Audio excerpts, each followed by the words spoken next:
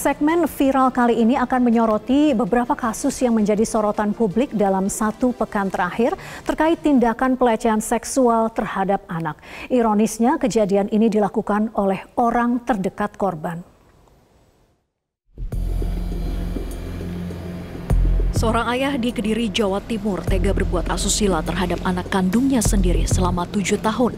Sejak sang anak duduk di bangku sekolah dasar hingga sekolah menengah atas. Perbuatan ini terungkap berkat adanya laporan dari pekerja sosial dan warga. Satreskrim Polres Tulung Agung, Jawa Timur menangkap SJT, warga Kecamatan Pucang Laban, karena melakukan perbuatan asusila terhadap anak tirinya yang masih berusia 13 tahun hingga hamil 7 bulan. Perbuatan tersangka dilakukan sejak September 2019 hingga Mei 2020. Perbuatan tersebut dilakukan di rumah korban saat kondisi rumah sepi ditinggal ibunya bekerja. Saat beraksi, tersangka mengiming-imingi korban dengan sejumlah uang. Tersangka juga mengancam apabila korban menolak atau menceritakan hal tersebut pada orang lain.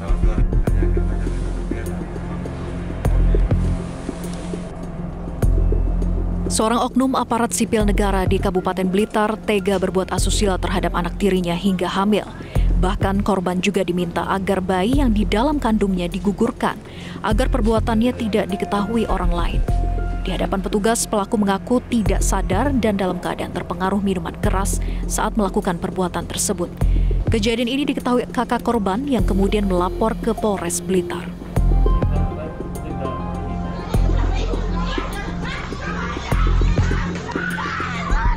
Seorang anak berusia 13 tahun menjadi korban tindak asusila seorang oknum guru ngaji di Palembang.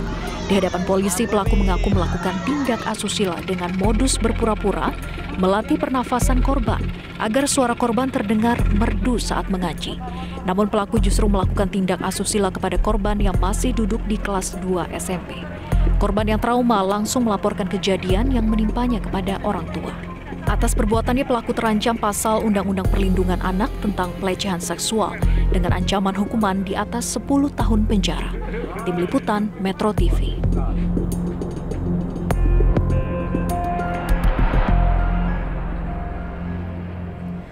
Data dari Komisi Perlindungan Anak kasus kekerasan seksual terhadap anak meningkat dalam 3 tahun terakhir. Ironisnya hal ini dilakukan oleh orang terdekat korban. Lantas bagaimana pendampingan korban pelecehan seksual? Saat ini kita sudah tersambung bersama Ketua Komisi Perlindungan Anak, Bapak Susanto. Pak Susanto, Assalamualaikum. Waalaikumsalam, selamat siang Mbak Vivi. Pak Susanto, selamat siang. Pak Susanto, kalau melihat tren yang meningkat, bagaimana Anda menerjemahkan data ini, Pak? Apa artinya? Ya, makasih Mbak Vivi. Jadi kalau kita membaca secara utuh terkait dengan pengaduan yang masuk di Komisi Perlindungan Anak Indonesia, memang saluran-saluran pengaduan kita itu kan dipermudah ya, tidak hanya datang langsung ke kantor KPAI tetapi melalui media sosial. Contoh saja misalnya pergerakan pelaporan kita mulai pelaporan masyarakat sejak Januari sampai Agustus 2020 ini tampaknya dari sisi data justru banyak dilaporkan melalui media sosial. Bisa jadi karena melalui media sosial itu lebih mudah, lebih murah dari sisi penjangkauan, apalagi sekarang media-media teknologi dan informasi sangat mudah ya diakses oleh masyarakat kita.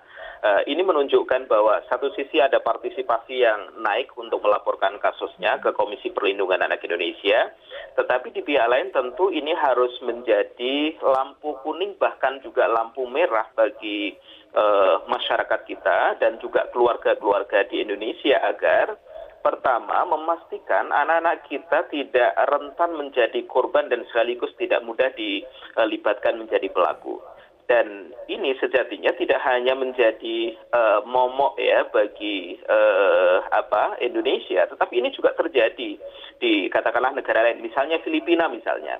Terbaru yang dirilis oleh International Justice Mission beberapa tahun terakhir, eksploitasi seksual di Filipina itu memang ditengarai meninggi ya, terutama eksploitasi seksual anak berbasis online.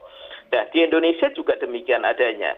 Kasus-kasus anak korban seksual berbasis online itu memang semakin hari juga semakin tinggi.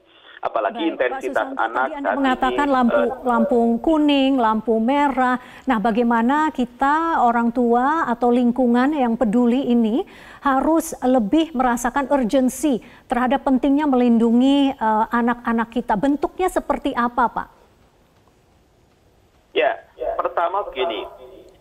Dari sisi kuantitas ya, saat ini dalam situasi COVID, anak-anak kita kan intensitasnya cukup tinggi ya, cukup tinggi dengan dunia teknologi, terutama gadget. Maka tentu yang dibutuhkan dari orang terdekat anak adalah memastikan anak-anak kita literate dengan penggunaan teknologi dan informasi. Ya, apa yang boleh, apa yang tidak boleh dibuka, dengan siapa berinteraksi, ya, mana yang boleh dan tidak boleh, apalagi misalnya dengan orang-orang yang belum dikenal. Itu tentu tidak direkomendasikan. Karena dalam sejumlah kasus dengan orang-orang yang tidak dikenal profilingnya ya, itu kadang-kadang misalnya janjian di suatu tempat dan yang bersangkutan memanfaatkan situasi tertentu dan anak rentan dijadikan korban eksploitasi seksual. Baik, Pak Susanto, ini itu untuk orang-orang yang tidak dikenal ya. Itu untuk, nah, tapi kalau dalam beberapa hal ini kasusnya justru dilakukan oleh orang tua, incest, atau dilakukan oleh guru, orang terdekat yang harusnya jadi panutan. Nah, bagaimana membekali anak-anak kita agar mereka bisa menjaga diri, padahal mereka sendiri masih usia anak-anak begitu?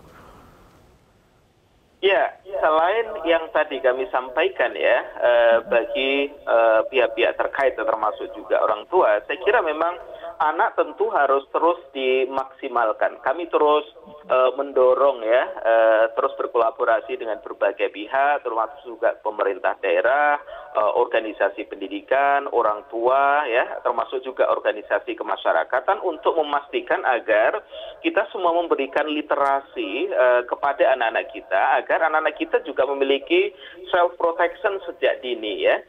Karena dalam kasus-kasus tertentu anak menjadi korban kekerasan seksual misalnya ada faktor internal dan faktor eksternal ya. Faktor eksternalnya misalnya pihak-pihak tertentu yang tidak bertanggung jawab kemudian anak dijadikan sasaran eksploitasi seksual. Dan dari sisi internal misalnya kemampuan anak memilah dan memilih, kemampuan anak misalnya kapasitas anak berinteraksi dengan orang ya, pada batas mana yang boleh disentuh yang tidak boleh tersentuh ya, itu kadang-kadang memang belum diketahui dengan baik. Maka tentu kemampuan bagi anak-anak kita, hemat kami memang harus terus digerakkan, bahkan ini harus juga menjadi gerakan nasional kita agar Pak di Susanto, kemudian hari kalau melihat anak paparan kita Anda, semakin terlindungi. Iya, Pak Susanto, kalau begitu yang mana yang paling mendesak untuk melindungi anak-anak kita, Pak? Kalau melihat, karena ini kan multifaktor dan tidak mungkin satu pihak bekerja sendiri begitu. Berarti orang tua belum tentu mampu menjalankan perannya sebagai orang tua karena dia belum bisa mengedukasi. Nah, kalau begitu bagaimana kehadiran pemerintah daerah atau provinsi yang seharusnya juga turut melindungi keluarga di Indonesia begitu? Bagaimana Pak tahapannya? Apa yang paling urgent? Ya, ada 3 pilar yang harus bekerja secara utuh ya, dan ini harus tentu berkolaborasi. Pertama adalah eksponen pemerintah, ya, memastikan bagaimana pemerintah terus melakukan berbagai inovasi untuk melakukan proteksi dini bagi anak-anak kita. Konten-konten negatif seperti pornografi, blocking konten-konten yang bernada dan mengarah pada konten-konten pornografi itu tentu harus terus dimaksimalkan ya, agar anak-anak kita tidak terpapar. Yang kedua, peran organisasi pendidikan, pendidik dan orang tua juga harus dimaksimalkan. Tidak hanya bagaimana melakukan literasi, tapi juga peningkatan komitmen dan juga kesadaran bagi orang tua dan guru, sehingga yang bersangkutan juga tidak menjadi pelaku. Dan tentu kita harapkan orang tua dan guru terus menjadi pelopor bagi perlindungan anak di ruang-ruang terdekat anak-anak kita, baik di sekolah maupun rumah. Yang ketiga tentu literasi bagi anak-anak kita ya, itu mulai tingkat TK sampai SMA saya kira tentu harus dimaksimalkan. Dan yang kelima saya kira pilar media, saya kira kami sangat senang hari ini Metro TV mengkabarkan, karena ini tentu juga menjadi kabar baik bagi masyarakat agar masyarakat semakin aware, masyarakat juga berperan aktif untuk memberikan perlindungan pada anak-anak kita. Baik, tadi banyak catatan justru dibebankan kepada anak-anak. Anak-anak harus diberikan pencerahan, literasi, edukasi. Bagaimana dengan pelaku yang merupakan orang tua sendiri? Apakah Pak Susanto khawatir bahwa mereka atau lingkungan tidak cukup diberi bekal atau misalnya mendapatkan konsekuensi hukum dalam setiap melakukan sebuah kejahatan seksual? Ya, norma hukum kita memang sudah sangat jelas ya. Bagi pelaku terdekat anak, dalam hal ini adalah orang tua, itu ada apa yang disebut dengan pemberatan pidana. Jadi ditambah sepertiga dari pidana ancaman, dari pidana pokoknya ya dalam hal ini. Guru, orang tua ya yang melakukan tindakan kejahatan seksual pada anak itu ditambah sepertiga pidananya. Kenapa guru dan orang tua ditambah sepertiga? Karena sejatinya guru dan anak itu harusnya menjadi pelindung utama ya dan pertama, tapi justru kemudian melakukan. Maka ada pasal pemberatan bagi yang bersangkutan. Apalagi kalau kemudian korbannya misalnya sampai terjadi masalah tertentu ya, sampai meninggal, kemudian yang bersangkutan terjadi masalah kejiwaan, ini sebenarnya pasal 81 Undang-Undang 17 2016 sudah sangat jelas ya. Bahkan bisa dihukum hingga 20 tahun, bahkan juga seumur hidup. Ini tentu dilihat konteks kasusnya seperti apa. Yang pasti bahwa norma hukum kita telah memberikan pemberatan bagi orang tua, guru, aparat yang bekerja pada perlindungan anak, dan orang-orang terkait ya sesuai dengan pasal 1 undang-undang tersebut. Pak Susanto, kalau begitu bagaimana kita benar-benar menyelamatkan korban kekerasan seksual, anak korban kekerasan seksual? Bagaimana kita menyembuhkan luka batin mereka agar masa depan mereka tidak hancur? Pendampingan seperti apa yang mendesak, Pak Susanto? Ya, penanganan terhadap yang bersangkutan tentu harus komprehensif ya Mbak Vivi. Basisnya adalah kita harus lakukan asesmen dulu secara utuh, karena masing-masing korban satu dengan korban yang lain tidak bisa digeneralisasi. Ya, tingkat kerentanannya berbeda, tingkat case masing-masing juga bisa saja beragam. Maka asesmen harus dilakukan secara komprehensif, dan tentu treatment terhadap korban itu harus berdasarkan kebutuhannya. Ya, kalau memang membutuhkan rehabilitasi, katakanlah dalam jangka waktu tertentu, ya harusnya dilakukan. Ini tantangan berat bagi Indonesia sejatinya. Bahkan survei yang dilakukan KPI 2019, tingkat ketuntasan rehabilitasi kita itu memang belum mencapai 60%. Jadi masih di bawah 50%. Artinya ini PR besar bagi kita, karena rehabilitasi itu membutuhkan dana yang besar, tenaga yang benar-benar kompeten, dan tentu sarana dan prasarana yang mumpuni. Pak Susanto, Ketua Komisi Perlindungan Anak, terima kasih sudah berbagi informasi untuk Newsline. Selamat beraktivitas kembali, Pak.